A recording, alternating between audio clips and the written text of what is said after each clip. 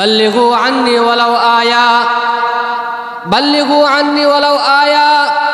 আল্লাহর রাসূল সাল্লাল্লাহু আলাইহি ওয়াসাল্লাম বলেন, বাল্লিগু আন্নি ওয়ালাউ আয়া, আমার পক্ষ হইতে একটি বাণী হইলেও পৌঁছাইয়া দাও।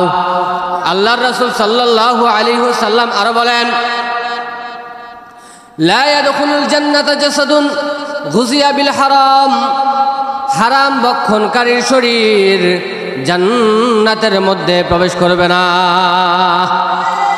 যারা হারাম খাইবে, যারা হারাম ভক্ষণ করবে, আল্লাহ রাসূল সাল্লাল্লাহু আলাইহি ওয়াসাল্লাম বলেন তাদের শরীর কোথায় যাবে না? জান্নাতের মধ্যে যাবে না। সুতরাং যারা হারাম খাইয়া নিজের স্বাস্থ্যকে সুস্বাস্থ্যে পরিণত করবে, যারা অন্যের হক মেরে খাইবে, আল্লাহ পাক রব্বুল আলামিন তাদের শরীরটাকে আগে জাহান্নামের মধ্যে পোড়াইবেন, তারপরে যদি আল্লাহ পাক রব্বুল আলামিন চান তাদেরকে কি দিবেন? জান্নাত দিবেন। সুতরাং জান্নাতে যাওয়ার জন্যে, সরাসরি জান্নাতে যাওয়ার জন্য কি খানা জরুরি? হালাল খানা জরুরি। আল্লাহর রাসূল সাল্লাল্লাহু আলাইহি ওয়াসাল্লাম আরো বলেন, আদ-দুআ ওয়াল ইবাদা, দুআ ইবাদত। আল্লাহ পাক রব্বুল আলামিনের কাছে দোয়া করার মাধ্যমে আমাদের ভাগ্য পরিবর্তন হয়। আল্লাহ পাক রব্বুল আলামিনের কাছে দোয়া করার মাধ্যমে আমাদের রিজিক প্রশস্ত হয়। আল্লাহ পাক রব্বুল আলামিন এর কাছে দোয়া করার মাধ্যমে আমাদের অভাব দূর হয়। আল্লাহ পাক রব্বুল আলামিনের কাছে দোয়া করার মাধ্যমে কি হয়? রিজিক প্রশস্ত হয়। কিন্তু আজকে আমরা দোয়া করি, আমাদের দোয়া কবুল হয় না।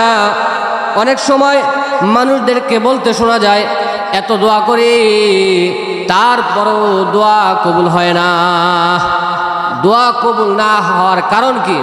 কারণ একটাই, আমরা দুনিয়ার মধ্যে থাকা অবস্থায় হালাল খাই না। আর আল্লাহ রাসূল সাল্লাল্লাহু আলাইহি ওয়াসাল্লাম বলেন, হারাম যারা খাইবে, হারাম খেয়ে যারা আল্লাহ পাক রব্বুল আলামিনের কাছে দোয়া করবে, আল্লাহ পাক রব্বুল আলামিন তাদের দোয়া কোশ্চিন কালেও কবুল করবেন না। সুতরাং দোয়া কবুল হওয়ার জন্যে কি খাইতে হবে? হালাল খাইতে হবে। আমার ভাইরা, আমার বন্ধুরা, এই জন্য সর্বহালতে, সর্ব অবস্থায় হালাল রিজিক ভক্ষণ করতে হবে, হারাম থেকে বিরত থাকতে হবে। আজকে আপনি কষ্ট করে টাকা উপার্জন করলেন, পরিবারকে দেখাশোনা করলেন, এই পরিবারকে ভালো রাখার জন্য আপনি যদি হারাম খান, তাহলে আপনার কবরের মধ্যে আযাব হবে। ওই সময় ওই অবস্থায় পরিবার আপনার পাশে থাকবে না। থাকবে নাকি? পরিবার কখনো কবরের মধ্যে আপনার পাশে থাকবে না। থাকবে শুধু একমাত্র আমল। আপনার আমল যদি ভালো হয় তাহলে কবরটা আপনার জন্য জান্নাতের বাগান হবে।